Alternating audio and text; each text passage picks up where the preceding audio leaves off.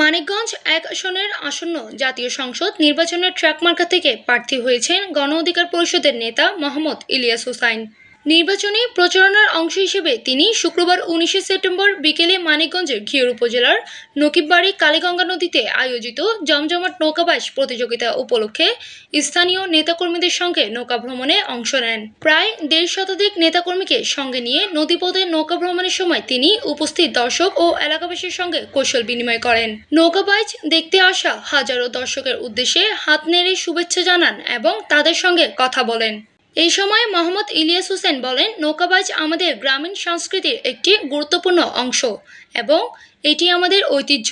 আমি আয়োজকদের আন্তরিক ধন্যবাদ জানাই, যারা এই আয়োজনের মাধ্যমে গ্রামীণ জনগোষ্ঠীকে আনন্দ দেওয়ার পাশাপাশি ঐতিহ্য ধরে রেখেছেন। এই ঐতিহ্য আমাদের একতাবদ্ধ করে ভ্রাতৃত্ববোধ জাগ্রত করে। তিনি আরও বলেন, মানুষের অধিকার প্রতিষ্ঠা, সুশাসন এবং জনগণের পাশে থাকার অঙ্গীকার নিয়ে আমি নির্বাচনে নেমেছি। তাই আমি সকল দর্শক, শ্রোতা ও জনগণের উদ্দেশ্যে আহ্বান জানাই, আসন্ন নির্বাচনের ট্র্যাক মার্কায় ভোট দিন, আমাকে বিজয়ী করুন। আমি আপনাদের পাশে থেকে কাজ করতে চাই।